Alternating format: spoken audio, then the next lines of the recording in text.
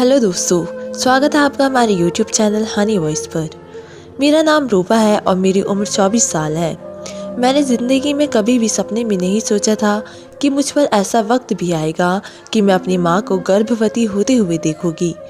एक 24 साल की लड़की के लिए ये बात आसान नहीं होती। मेरी माँ गर्भवती हो गई, वे भी बिना पति के। ऐसे तो मैंने कल्पना में भी नहीं की थी कि और मेरी माँ को गर्भवती करने वाला और कोई नहीं बल्कि मेरा अपना ही पति। मैं अपने कमरे में बहुत ही खामोशी से बैठी हुई थी। मेरा दिल बहुत ही उदास हो रहा था। आज मेरी शादी का दिन था और आज ही मैं किसी और के नाम होने वाली थी। पिता के नाम के बजाय अब मेरे पति का नाम लगेगा। ये लम्हा हर लड़की के लिए बहुत ही दिल तोड़ने वाला होता है। ऐसा ही कुछ हाल मेरा भी था। थोड़ी देर बाद ही मम्मी ने आकर मुझे बताया कि तुम्हारे होने वाले पति अपने पिता के साथ आ चुके हैं। मैं भी अपनी मम्मी के साथ कमरे से बाहर आ चुकी थी। ये शादी कोई आम शादी नहीं थी, बल्कि इस शादी में विदा होकर मैं नहीं बल्कि मेरे पति आने वाले थे। उनके पिता आंखों से अंधे थे, उनके पास देखने की रोशनी नहीं थी और मैं ऐसे घर में ब्याह करके नहीं जाना चाहती थी। मम्मी ने इस रिश्ते से इनकार नहीं किया था और उन्होंने मेरे पति को पेशकश की थी कि अगर आप मेरी बेटी के साथ ब्याह रचना चाहते हैं तो अपने पिता के साथ हमारे घर में आकर रहना शुरू कर दे। मेरी बेटी ही मेरा सब कुछ है, इसके अलावा मेरा कोई दूसरी औलाद नहीं है। मेरा घर, मेरी ज़मीन सब इसकी है। इसी वजह से बेहतर होगा कि तुम यहीं आ जाओ, वरना लोग कब्जा करने में देर नहीं कर लगाते। जब मेरे पति ने मम्मी की बातें सुनकर हाँ में हाँ मिलाई तो एक पल के लिए मुझे शक हुआ कि मेरे पति तो बहुत ही लालची किस्म के व्यक्ति है। मगर जब उन्होंने अपना पक्ष रखा कि हाँ मैं आपके घर तो आ जाऊँगा, लेकिन मैं अपने पिता को साथ लाऊंगा क्योंकि मैं उनके बिना कहीं नहीं आता जाता। जिस तरह आपकी बेटी को आपका ख्याल है, उसी तरह मुझे भी मेरे पिता का ख्याल है। अगर आप मेरे पिता को भी इस चीज़ की इजाज़त देती है कि वो आपके घर आए तो मैं आपकी बेटी का रिश्ता स्वीकार करता हूँ। मुझे भी इस बात के बाद थोड़ी सी ठंडास हो गई थी कि हाँ मेरे पति एक अच्छे इंसान हैं। उनके साथ ज़िंदगी गुजार कर मुझे कोई समस्या नहीं होगी। मगर कहते हैं ना, कई बार जो बातें हमारे दिमाग में आ रही होती है वो धोखा नहीं होती, बल्कि वो बातें हकीकत का आईना दिखा रही होती है और हम आंखें बंद कर लेते हैं। वक्त धीरे धीरे गुजरता जा रहा था। शादी की रस्में शुरू हो चुकी थी। हमने मोहल्ले से कुछ ही सम्मानित लोगों को शादी में आमंत्रित किया था ताकि कुछ गवाह भी मौजूद हो। थोड़ी देर बाद ही मैं पूरी तरह से अपने पति के नाम कर दी गई थी। मेरे लिए ये लम्हा बहुत ही खुशी का था, मगर उसके बावजूद मेरा दिल बहुत ही उदास हो रहा था। आंखों में नमी थी। कहने को मैं अपने घर से नहीं जा रही थी, सिर्फ एक नाम मेरे के आप के आगे लग रहा था। मगर फिर भी मुझे बहुत ही ज़्यादा घबराहट हो रही थी और ये घबराहट क्यों हो रही थी इसकी वजह मैं नहीं जानती थी। शादी की सारी रस्में पूरी होते ही खाना खोल दिया गया था। सबने तुरंत खाना खा लिया था और फिर मेहमान जाने शुरू हो गए थे। हमने मेरे ससुर के लिए एक गेस्ट रूम के तौर पर कमरा तैयार करवा दिया था। ऊपर वाले का दिया मेरे पास सब कुछ था, इसलिए मुझे पैसे या रहने की कोई कमी नहीं थी। मेरा अपना निजी कमरा था जिसमें मैं अपने पति के साथ ही रहने वाली थी। मम्मी का कमरा अलग था और एक गेस्ट रूम के तौर पर हमारे पास एक कमरा था जो मैंने अपने ससुर को दे दिया था। सुहागरात के लिए जब हम मेरे कमरे में आए तो तुरंत ही मेरे पति ने मेरी कमर में हाथ डाल दिया था और मुझे दीवार से पिन कर दिया था। मेरी धड़कनें तेज़ हो चुकी थी। मुझे बहुत ज़्यादा घबराहट हो रही थी। मैं अभी कुछ कहती इससे पहले ही उन्होंने मेरी सासों को अपनी गिरफ्त में ले लिया। एक पत्नी के लिए ये लम्हा बहुत ही अजीब होता है। ऐसा ही हाल मेरा था। मैं बहुत ज़्यादा डर रही थी और सहम रही थी, मगर मेरे पति ने मुझे बिल्कुल भी नहीं छोड़ा, बल्कि पल भर में ही मुझे अपने करीब खींचकर मुझ पर अपना हक जता दिया। मैंने भी खामोशी से उन्हें उनका हक लेने दिया, क्योंकि ये एक पत्नी का फ़र्ज़ होता है कि वे अपने पति को खुश करे। वो रात भर मेरे करीब रहे थे। उन्होंने एक पल के लिए भी उन्होंने मुझसे मेरे वजूद से अलग नहीं किया था। रात भर उनकी दर्द सहते सहते मैं थक चुकी थी।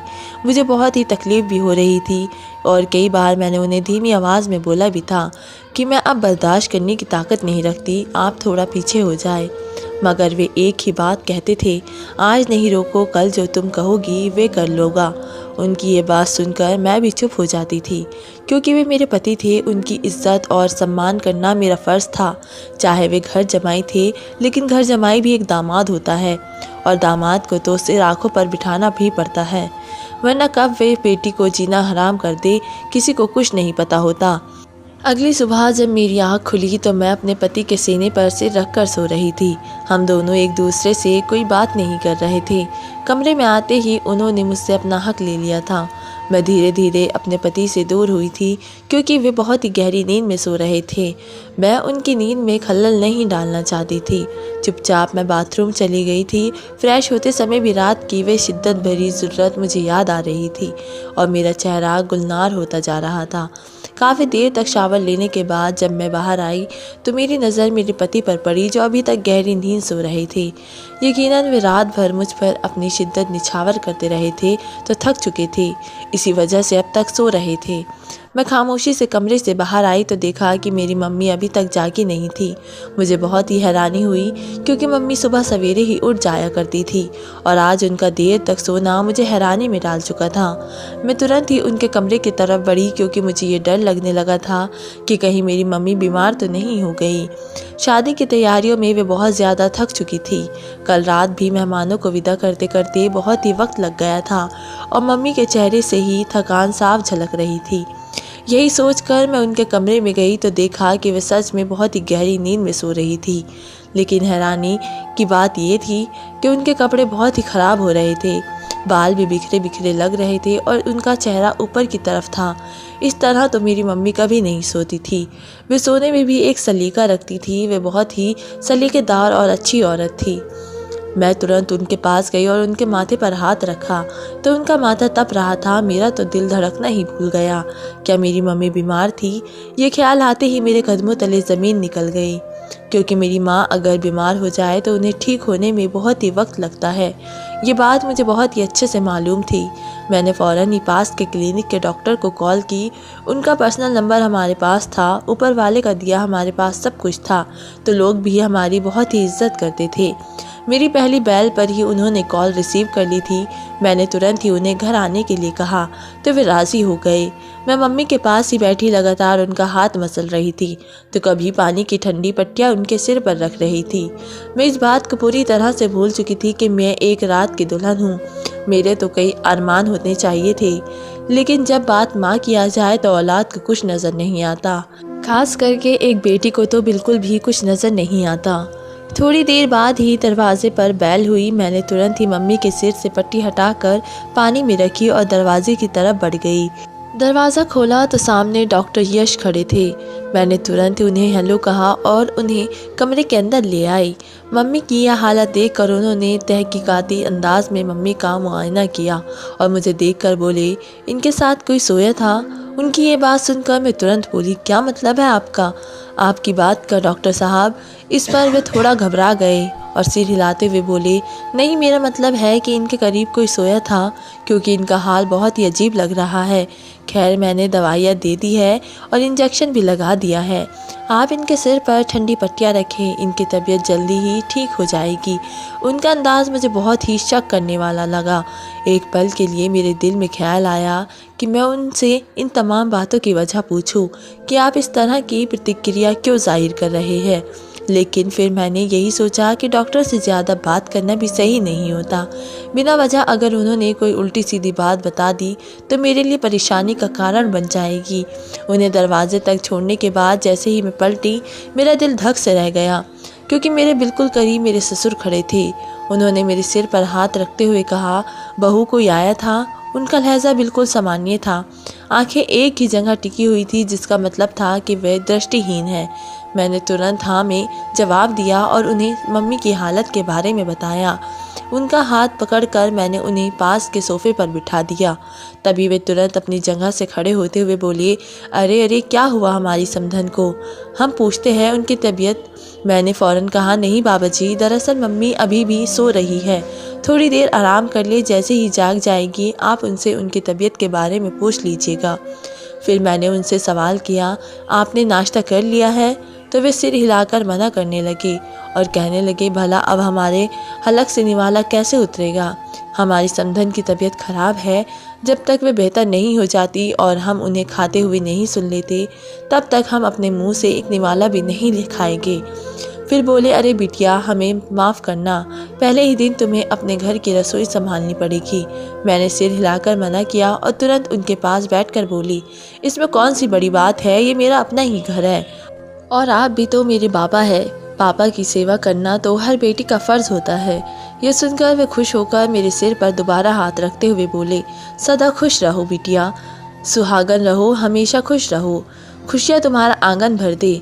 मैंने तुरंत ही दिल में उनकी हर दुआ के पूरा होने की कामना की और उनके लिए नाश्ता बनाने किचन में चली गई। अभी थोड़ी देर हुई थी कि मेरे पति बहुत ही खामोशी से मेरे पीछे आकर खड़े हो गए। मुझे कुछ समझने का मौका दिए बिना उन्होंने मेरे पेट पर हाथ रख लिया और मुझे अपने साथ लगाते हुए मेरे कान में सरगोशी के अंदाज में बोले, आप कहाँ चली गई थी?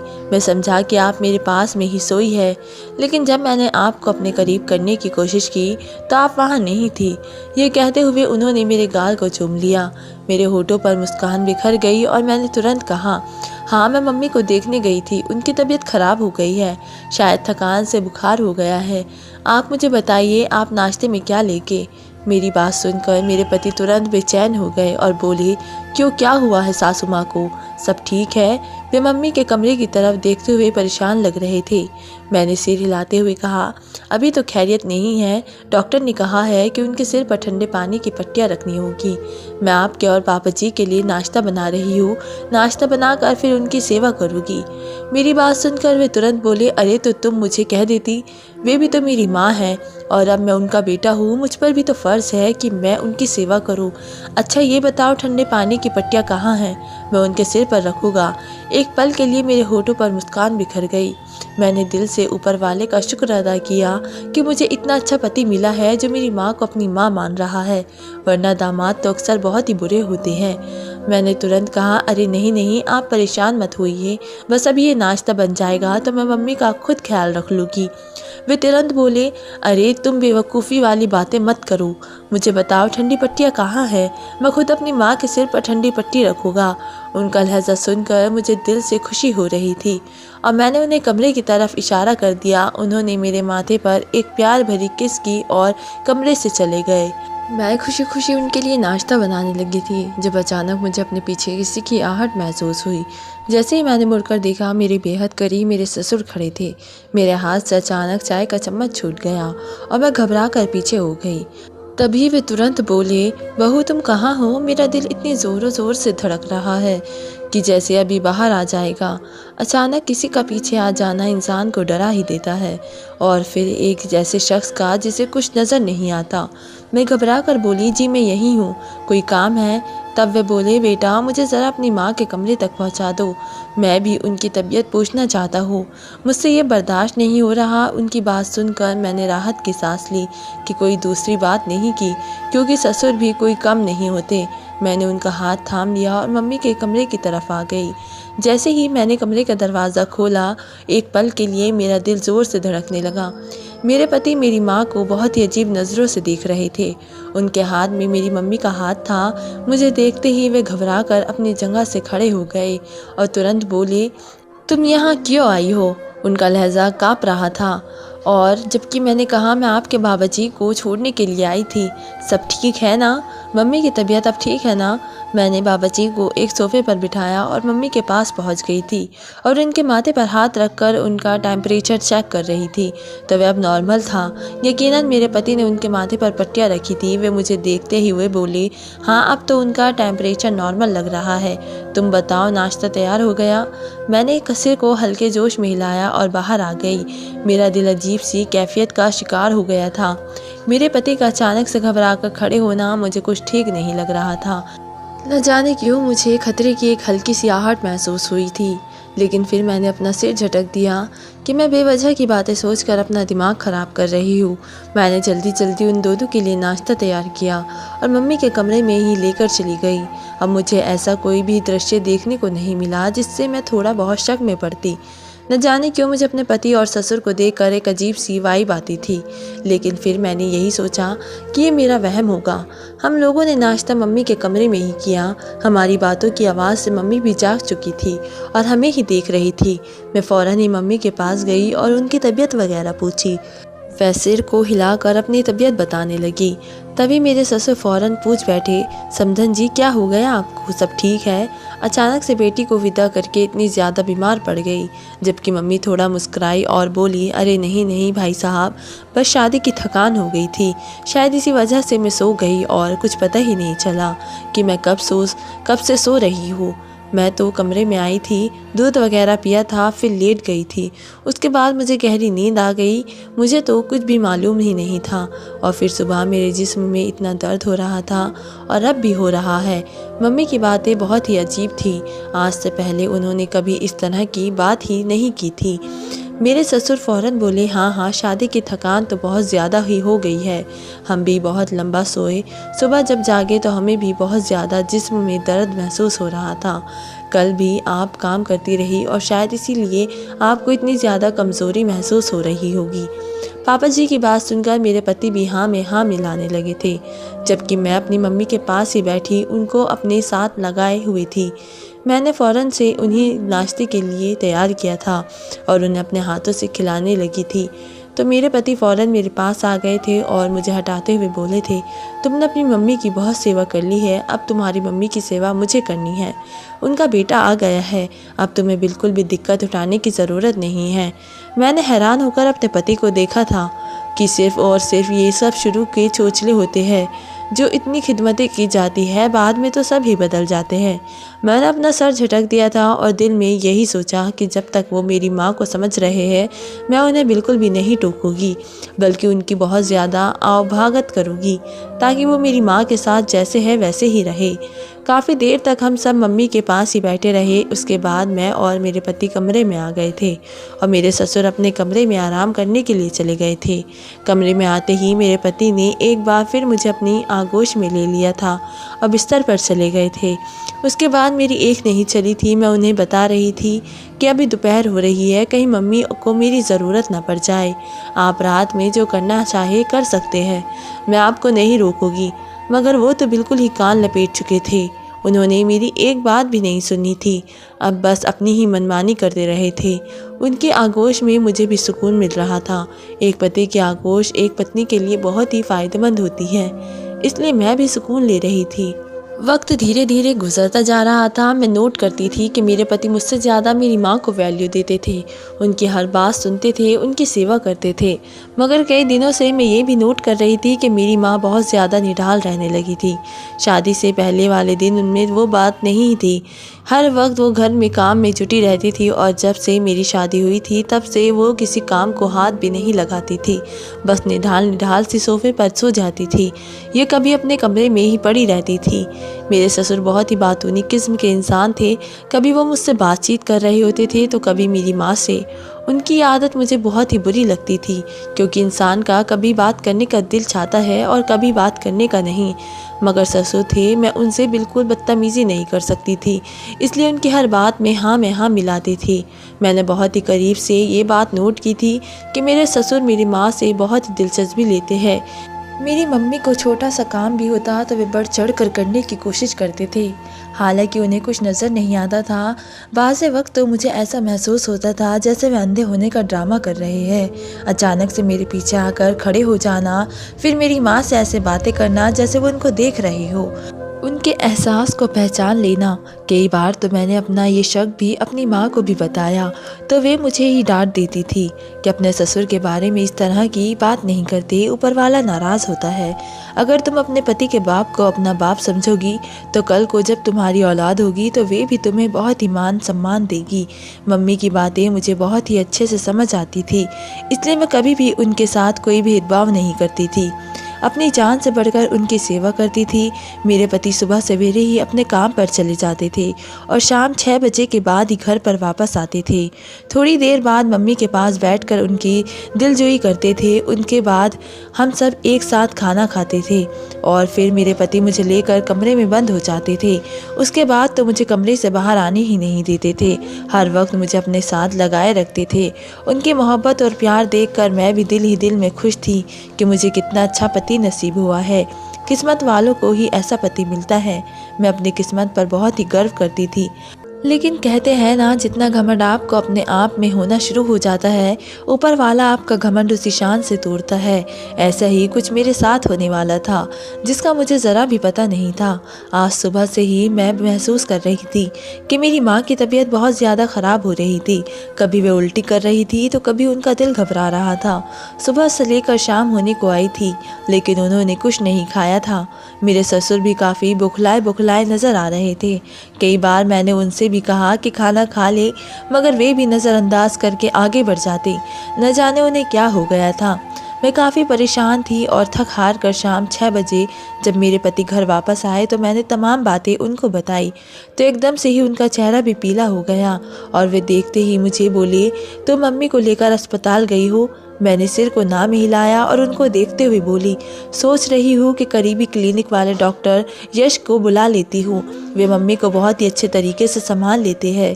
उनकी दवाइयाँ उनसे ही चल रही है। जब मेरे पति फ़ौरन बोले, अरे अरे इसकी ज़रूरत नहीं है, ये तो मौसमी है, कुछ उल्टा सीधा खा लिया होगा, इसीलिए पेट हजम नहीं कर रहा होगा। इस बात को छोड़ो, तुम मुझे ये बताओ कि सुबह जब मैंने तुम्हें कॉल किया था तो तुम कहाँ थी? वे मेरी कमर में हाथ डालकर मुझे कमरे के अंदर ले गए। कमरे में आते ही उन्होंने मुझे हमेशा की तरह दीवार से टिका दिया और मेरी गर्दन पर झुक गए। वे अपनी हसरत मिटाने लगे। मुझे बहुत ही ज़्यादा घबराहट हो रही थी।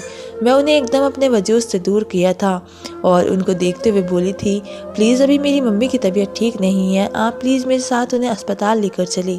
उन्होंने सुबह से कुछ नहीं खाया। वे बीमार रहती है, अगर मैंने उनकी केयर नहीं की तो मसला ज़्यादा बढ़ जाएगा।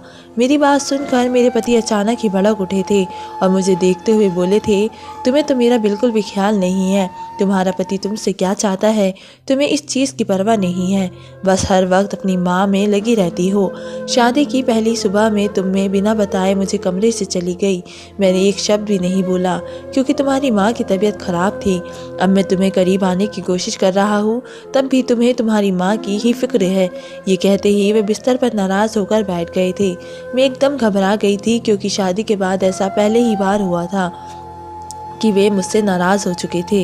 एक तरफ मुझे मेरी माँ की फिक्र सता रही थी और दूसरी तरफ मेरे पति थे। मैंने सारी बातों को एक तरफ रख दिया और फ़ौरन ही अपने पति के करीब चली गई थी। मैंने अपनी साड़ी का पल्लू एक तरफ कर दिया था, जिसका मतलब था कि वे अपनी मनमानी कर सकते थे। मेरी इस हरकत पर वे खुश हो गए थे और अचानक ही वे मुझ पर टूट पड़े थे। मेरा दिल बहुत ज़ोर से धड़क रहा था। आज उनके लम्स में कुछ ज़्यादा ही शिद्दत थी। उन्होंने मुझे फ़ौरन ही बिस्तर पर लिटा दिया था और मुझ पर हावी हो चुके थे और वे थक कर सो गए थे। मुझे एकदम मेरी माँ का ख्याल सताया था और फ़ौरन मैं वॉशरूम में जाकर फ्रेश हो गई थी क्योंकि इस हालत में मैं बाहर नहीं जा सकती थी। मैं कमरे से बाहर आई तो मेरे ससुर मेरी माँ के कमरे से बाहर आए थे। मैंने उन्हें फ़ौरन ही देखकर सवालिया नज़रों से पूछा था, बाबा आप यहाँ क्यों गए थे? क्या हुआ मम्मी, ठीक है ना? मेरे सवाल पर मेरे ससुर बुरी तरह से घबरा गए थे और मुझे देखकर बोले थे, हाँ मैं तो आपकी मम्मी की तबीयत पूछने के लिए गया था, मगर वे सो रही है। अभी थोड़ी देर पहले ही मैंने उन्हें अपने हाथों से खाना खिलाया है। मुझे भी उनकी बहुत फिक्र हो रही थी।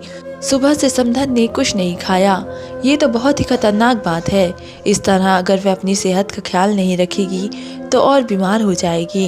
वे बिल्कुल ऐसे बोल रहे थे जैसे उन्हें मेरी माँ की बहुत ज़्यादा फिक्र हो। ये बात तो हकीकत थी कि मुझसे ज़्यादा मेरी माँ मेरे पति और मेरे ससुर के लिए ज़रूरी हो गई थी, मगर न जाने क्यों अब मुझे खतरा महसूस होने लगा था। दिल चाहता था कि मैं अपने ससुर और अपने पति को मना कर दूँ कि मेरी माँ की इतनी फ़िक्र करने की ज़रूरत नहीं है, मैं अपनी माँ की फ़िक्र कर सकती हूँ। मेरे ससुर ने हालांकि मुझे बता दिया था कि मेरी माँ सो चुकी है, मगर उसके बावजूद मुझ पर इतनी ज़्यादा घबराहट तारी हो रही थी कि मैं तमाम बातों को नज़रअंदाज करके कमरे में चली गई थी। मेरी माँ वाकई गहरी नींद में सोई थी। एक पल के लिए मेरे दिल में ये ख्याल आया कि मैं मम्मी को जगाऊं और उन्हें अपने साथ अस्पताल ले जाऊं। फिर मैंने ये सोचकर सर झटक दिया था कि मैं डॉक्टर यश को अपने घर बुला लेती हूँ। वे घर पर मेरी मम्मी का अच्छे से मुआयना कर लेंगे। शुरू से ही हम उनसे दवाई लेते आए थे, इसलिए मुझे उन पर बेहद यकीन था। मेरी पहली बेल पर ही उन्होंने हमेशा की तरह कॉल रिसीव कर ली थी और फ़ौरन बोले थे, क्या हुआ मिस, सब खैरियत? जब मैं फ़ौरन बोली थी, नहीं डॉक्टर यश, सुबह से मम्मी की तबीयत बहुत ज़्यादा ख़राब हो रही है। वे सुबह से कुछ नहीं खा रही है, कुछ पूछ रही है तो कहती है कि दिल मचला रहा है। थोड़ा बहुत खाया तो वे भी बाहर आ गया। मेरी बात सुनकर डॉक्टर यश बोले थे, अच्छा ठीक है, मैं थोड़ी देर में आता हूँ। क्लिनिक पर थोड़े मरीज़ हैं, उन्हें देख लो, फिर मैं आपके घर ही आ रहा हूँ। मैं उनकी बात सुनकर ठीक हो गई थी और मम्मी के कमरे में आ गई थी। मैंने फ़ौरन ही रात के लिए रोटी वगैरह तैयार की थी, क्योंकि घर का काम सारा मैं ही करती थी। मेरे पति बाहर का काम संभालते थे, जबकि मेरे ससुर का ज़्यादातर काम मेरी मम्मी से बातचीत करना होता था या फिर न्यूज़ वगैरह सुन लेना होता था। धीरे धीरे वक्त गुजरता जा रहा था। तकरीबन आधे घंटे बाद मेरे घर के दरवाजे पर डोर बेल बजी हुई थी। मैं फ़ौरन ही दरवाजे पर गई तो सामने डॉक्टर यश खड़े थे। उन्होंने घर में आते ही मुझे हेलो कहा था और मम्मी का हाल पूछने लगे थे। जब मैं उन्हें अपने पीछे आने को बोलकर मम्मी के कमरे में ले गई तो उन्होंने मम्मी को एक नज़र देखा था और फिर अचानक से जो बात उन्होंने कही वे सुनकर मैं हैरान होकर उनकी ओर देख रही थी कि वे किस तरह की बात कर रहे हैं। वे कहने लगी, मैं इतना तजुर्बेकार हो चुका हूँ कि आपकी मम्मी को देखकर ही मुझे अंदाज़ा हो चुका है कि उन्हें क्या मर्ज़ है। बेहतर होगा कि आप उन्हें किसी लेडी डॉक्टर को चेकअप करवाएं और कल ही करवाएं, ताकि जल्द से जल्द आप तक ये बात पहुँच जाए। मैं अपने अंदाजे के तहत में इतनी बड़ी बात नहीं कहूँगा। मैं उनकी बात सुनकर बुरी तरह से सहम गई थी और उनका हाथ थाम कर बोली थी, डॉक्टर यश, आप क्या बोल रहे हैं? क्या हुआ है मेरी मम्मी को? सब ठीक है ना? मेरी बात सुनकर उन्होंने सिर को हल्का हिला दी और मुझे देखते हुए बोले थे, मिस रूपा, आप मेरे लिए मेरी फैमिली जैसी है, इसलिए मैं आपको मशवरा देता हूँ कि आप कल के दिन ही अपनी मम्मी का चेकअप एक लेडी डॉक्टर से करवाएं और हो सके तो अपने पति और अपने ससुर को कुछ ना बताएं। खामोशी से अपनी माँ को अस्पताल लेकर जाए, उनका चेकअप करवाएं और जो भी रिपोर्ट आए उसके बाद आप अपने तरीके से तमाम मामले संभाल लें। मुझे इजाज़त दीजिए, मैं चलता हूँ। उनकी बात सुनकर मैं बहुत ज़्यादा घबरा गई थी और सिर हाँ में हिलाकर उन्हें रुखसत कर दिया था। मैं जैसे ही घर का दरवाज़ा बंद करके पलटी तो मेरे कमरे के दरवाजे पर मेरे पति खड़े हुए थे। मुझे सवालिया नज़रों से देख रहे थे। न जाने मेरे दिल में क्या समाया था कि मैं फ़ौरन बोल उठी, वो मेरी दोस्त आई थी, मम्मी की तबीयत पूछ के चली गई है। उन्होंने सिर को हिलाया और कमरे के अंदर चले गए थे। मेरा दिल अब बहुत ज़्यादा घबरा चुका था। वे रात मैंने जिस तरह से गुजारी थी वे मैं ही जानती थी। अगली सुबह जैसे ही मेरे पति काम के लिए गए और मेरे ससुर वॉक करने के लिए पार्क गए तो मैं फ़ौरन ही अपनी मम्मी के साथ क्लिनिक की तरफ रवाना हो गई थी। मेरा दिल बहुत ही ज़्यादा घबरा रहा था। मेरी मम्मी मुझे देखते हुए बोली थी, मेरी तबीयत इतनी ख़राब नहीं है, मुझे कहीं नहीं जाना। जबकि मैंने उनकी एक बात नहीं सुनी थी, क्योंकि मेरा दिमाग बुरी तरह से मुझे कुछ गलत होने का इशारा दे रहा था। मैं जैसे ही लेडी डॉक्टर के क्लिनिक पहुंची तो वहां पर काफ़ी ज़्यादा मरीज़ थे। अगर मैं उन मरीज़ों का इंतज़ार करती तो बहुत ज़्यादा वक्त गुजर जाता, इसलिए मैंने इमरजेंसी का टोकन लिया था जो महंगा था, मगर मुझे जल्द से जल्द अपनी माँ का चेकअप करवाना था। अब मैं दूसरी बारी में ही बुला लिया गई थी। डॉक्टर ने जब मेरी माँ का मुआयना किया और फिर जब तफसीली मुआयना किया गया और कुछ टेस्ट वगैरह करवाए गए तो इल्म हो गया था कि मेरी माँ एक आम परेशानी में नहीं है बल्कि वे प्रेग्नेंट थी। ये बात मेरे सर पर क़यामत की तरह टूटी थी। मैं तो बेयकीनी निगाहों से डॉक्टर की शक्ल को देख रही थी, क्योंकि मेरे पापा को मरे हुए 10 साल का अरसा बीत गया था। ऐसे कैसे मेरी माँ पेट से हो सकती थी? ये कोई छोटी बात नहीं थी। मैं फ़ौरन बोली थी, आपको कोई गलतफहमी हुई है, आप दोबारा टेस्ट करें, फिर मुझे कुछ गलत लग रहा है। उन्होंने मेरी बात सुनकर मुझे तमाम रिपोर्ट्स दिखाई थी। उसके बाद जब उन्होंने मम्मी से उनकी हालत पूछी तो उन्होंने भी यही बताया कि वे पेट से हो चुकी है। मैं तो हैरान ही रह गई थी, क्योंकि ये कोई छोटी बात नहीं थी। मेरी माँ का प्रेग्नेंट होना मुझे बहुत ज़्यादा शर्मिंदा भी करवा सकता था। मैं खामोशी से मम्मी की दवाइयाँ वगैरह लेकर घर आ चुकी थी। इस उम्र में उनका हामिला हो जाना बहुत ही ज़्यादा ख़तरनाक बात थी। मम्मी लगातार रो रही थी और एक ही बात बोल रही थी कि मैंने किसी के साथ कुछ गलत काम नहीं किया है, मैं बेगुनाह हूँ। जबकि मुझे इस बात का बिल्कुल अच्छे से अंदाज़ा था कि मेरी माँ कभी भी कुछ गलत नहीं कर सकती, क्योंकि वे बहुत ही मासूम औरत थी, आज की औरतों से बिल्कुल अलग। मैंने ये बात बिल्कुल खामोशी से सहन कर ली थी, क्योंकि अगर ये बात ज़रा भी मेरे पति या मेरे ससुर को मालूम होती तो कुछ ना कुछ हंगामा ज़रूर होता। और न जाने क्यों मुझे अपने पति और ससुर पर ही इस बात का शक हो रहा था कि मेरी माँ के साथ कुछ गलत करने वाले इन दोनों में से कोई एक ही है। एक तो ये दोनों ही बाहर के लोग थे, दूसरा ये लोग मेरी माँ के साथ हद से ज़्यादा घुलने मिलने की कोशिश कर रहे थे।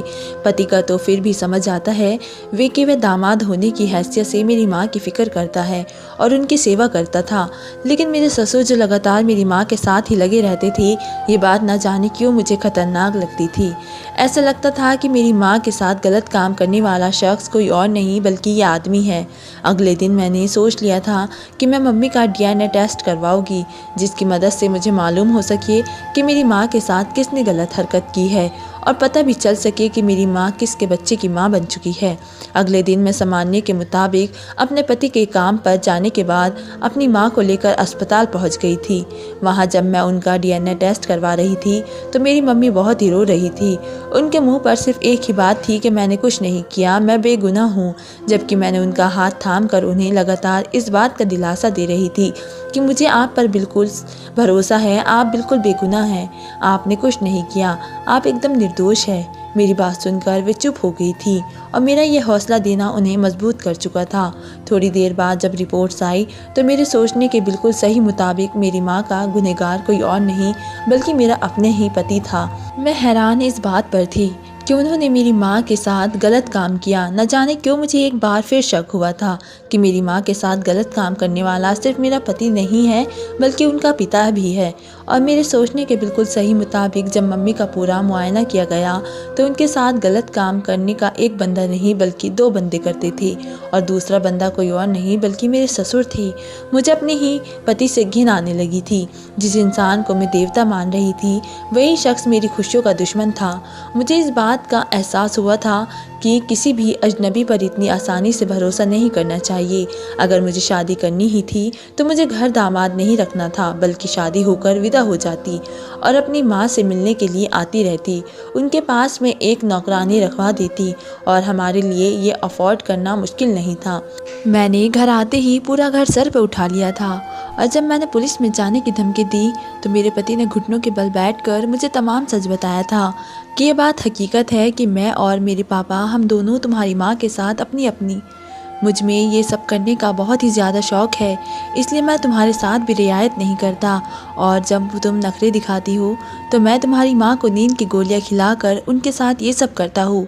जबकि मेरी माँ ने हैरान होकर अपने दामाद को देखा था जिन्हें वे अपना बेटा बेटा बोल बोल कर नहीं थकती थी।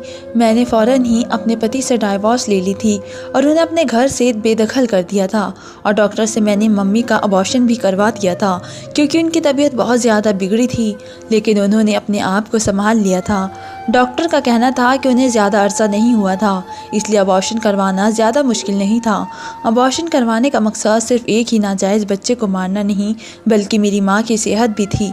अगर वो बच्चा पैदा करती तो वो नहीं बच पाती और मेरे लिए मेरी माँ की ज़िंदगी बहुत ज़रूरी थी। इसलिए डॉक्टर के मशवरे के मुताबिक मैंने मम्मी का अबॉर्शन करवा दिया था।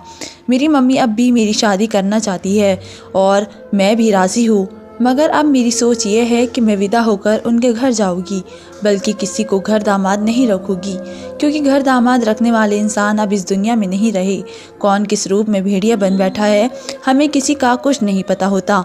दोस्तों, वीडियो कैसी लगी कमेंट करके ज़रूर बताएं। धन्यवाद दोस्तों।